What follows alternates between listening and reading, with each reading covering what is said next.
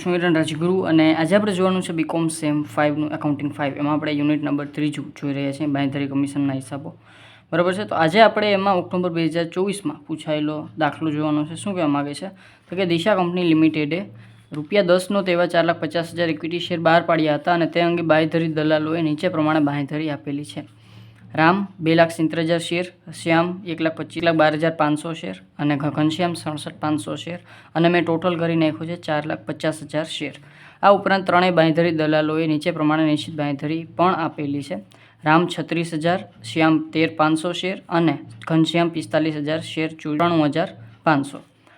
દિશા company લિમિટેડે કુલ 3,37,500 share માટે અરજી મળેલી છે અને તેમાં નિશ્ચિત બાંહેધરીના શેરોનો સમાવેશ થાય છે।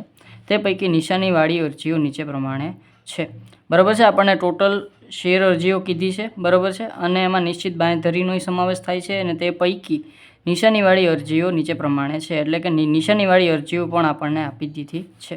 બાંહેધરી દલાલોની જવાબદારી નક્કી કરો અને નિશ્ચિત બાંહેધરી અંગે કોઈ રકમ જમા આપવામાં આવતી નથી। ચાલો તો કોઈ રકમ જમા આપવામાં આવતી નથી તો આપણે કાંઈ વધારે કરવાનું નથી અને આપણે માત્ર દલાલોની જવાબદારી નક્કી કરવાની છે। તો આપણે જે પત્રક બનાવતા હતા એઝ યુઝ્યુઅલ આપણે પત્રક બનાવી લેશું બરાબર છે। ચાલો દિશા કંપનીના સહભાગીદારી દલાલોની જવાબદારી દર્શાવતું પત્રક એમાં વિગત રામ, શ્યામ અને ઘનશ્યામ ત્રણ આપણા જે છે દલાલો છે। એમાં સૌપ્રથમ આપણે કુલ જવાબદારી લખી નાખીએ બરાબર છે। તો અહીં લખશું આપણે કુલ જવાબદારી 2,70,000ની છે, 1,12,500ની છે અને 67,500ની છે અને હા અહીંયા એક કુલનું કોલમ આપણે બનાવવું પડશે અને કુલ છે એના 4,50,000ની કુલ જવાબદારી। ચાલો તો હવે આપણે એમ કીધું છે એને કે આપણે છે એ નિશ્ચિત બાંહેધરી જમા આપવામાં આવતી નથી બરાબર છે। તો નિશ્ચિત બાંહેધરીને લેવાની જ નહીં ટૂંકમાં બરાબર છે। લાસ્ટમાં આપણે નિશ્ચિત બાંહેધરી એડ કરવાની છે બરાબર। આપણે રૂલ પ્રમાણે ચાલવાનું છે। તો પહેલાં આપણે બાદ કરશું નિશાનીવાળી જવાબદારી બાદ એ બરાબર છે। તો નિશાનીવાળી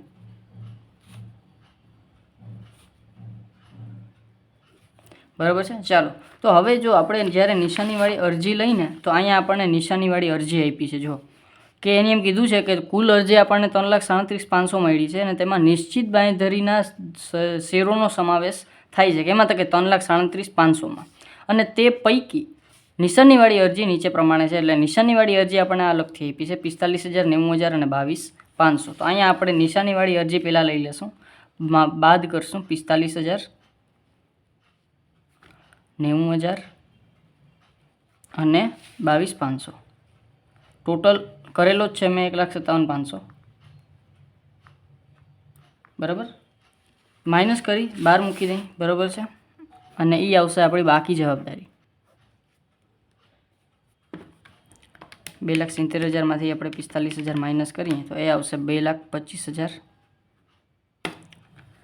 1,12,500માંથી આપણે 90,000 માઇનસ કરીએ તો એ આવશે 22,500 અને 67,500માંથી 22,500 માઇનસ કરીએ એટલે એ આવશે 45,000 અને આખા 4,50,000માંથી 1,57,500 માઇનસ કરીએ તો એ આવશે 2,92,500। ચાલો તો આ વસ્તુ થઈ ગઈ। આ આવશે આપણી બાકી જવાબદારી।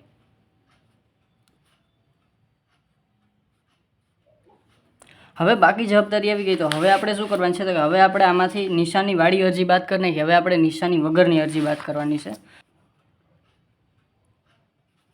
નિશાની વગરની અરજી।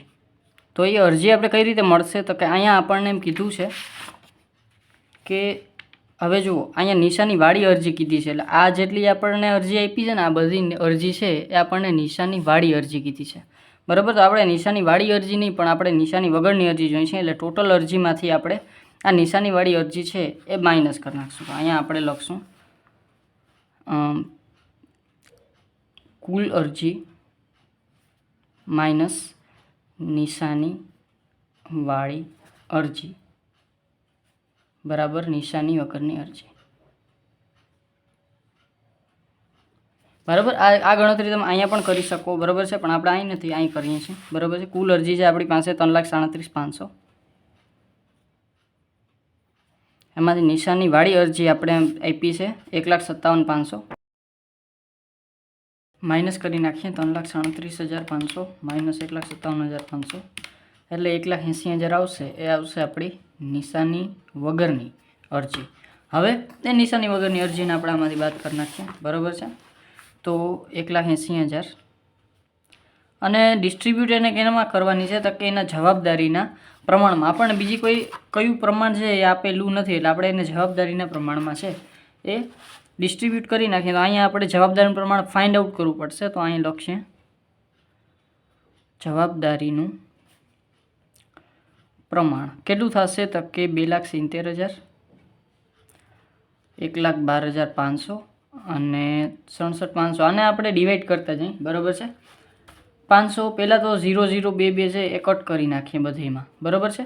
હવે આને હું 25 હારે ડિવાઈડ કરું. બરાબર. પહેલાં આપણે ડિવાઈડ કરશું 25 હારે. તો 25 હારે પહેલાં હું ડિવાઈડ કરી નાખું તો 2,70,000 ભાગ્યા 25 તો એ આવશે 10,800. 1,125 એને ભાગ્યા 25 એટલે કે એ થશે 45. સોરી 2,700 છે એને ભાગ્યા 25 એટલે 108 નહીં કે 20 નહીં. અને 675 એને ભાગ્યા 25 એટલે કે એ આવશે 27. ચાલો આ થઈ ગયું. હવે આપણે આને હજી નાના ફોર્મમાં કન્વર્ટ કરવાનું છે. 108 450 અને 27. બરાબર છે.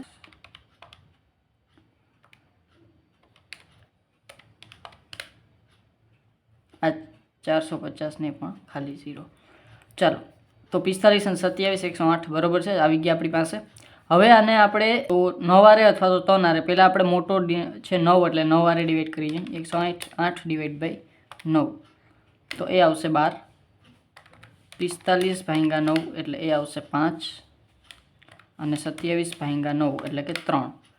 તો હવે આ સ્મોલેસ્ટ ફોર્મ આવી ગયું. આનાથી નીચે હવે જવાતું નથી એટલે 12/5/3 એ આપણું શું આવી ગયું જવાબદારીનું પ્રમાણ. તો અહીંયા આપણે લખશું જવાબદારી પ્રમાણ. તો જવાબદારીના પ્રમાણમાં આપણે 1,80,000ને જે છે 12/5/3ના પ્રમાણમાં ફાળવવાના છે. બરાબર છે. તો 12 ને 5 17 ને 3 20. બરાબર છે. તો 1,80,000 ભાગ્યા 20 તો અહીં આવશે 9,000 એટલે 12 નવા 108. પછી 12 નવા 108 5 નવા 45 અને 9 9 તેરી 27. ચાલો તો આને આપણે ડિસ્ટ્રીબ્યુટ કરી નાખ્યા. માઇનસ કરશું અને આ આવશે આપણી બાકી જવાબદારી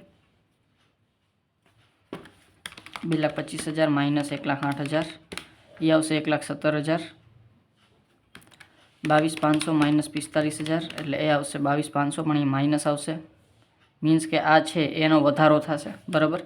અને 45,000 માઇનસ 27,000 તો એ આવશે 18,000. હવે આ જે 22,500નો વધારો આવ્યો કેનો તો કે શ્યામનો. તો શ્યામનો વધારો આપણે રામ અને ઘનશ્યામ વચ્ચે એની જવાબદારીના પ્રમાણમાં વેચી નાખશું. તો અહીંયા આવશે શ્યામનો વધારો રામ અને ઘનશ્યામ વચ્ચે.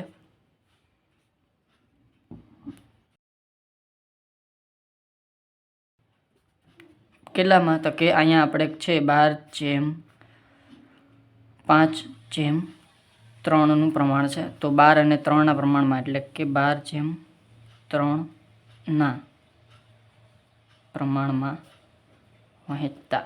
ચાલો તો 22,500 તો અહીંયા આપણે પ્લસ 22,500 કરશું અને ત્યાં તો જે છે એ નીલ થઈ જશે.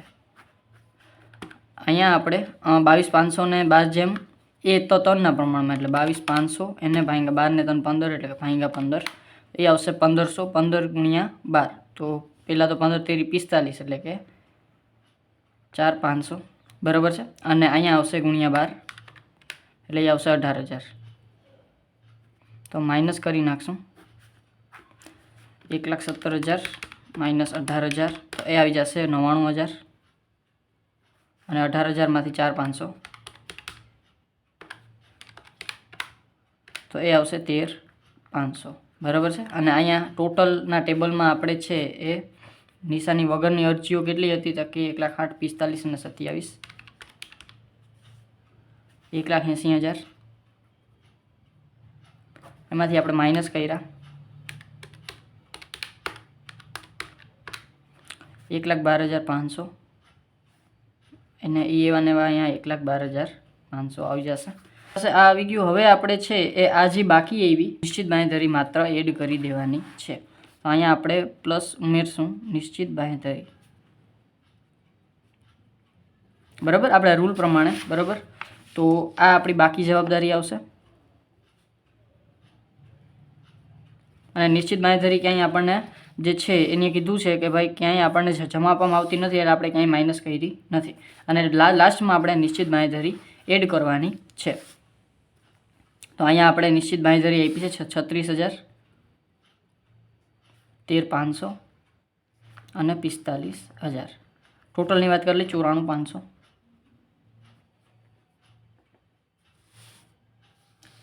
તો પ્લસ કરી અને 12 મૂકી દઈશું આ બધાને, બરાબર. 99,000 પ્લસ 36,000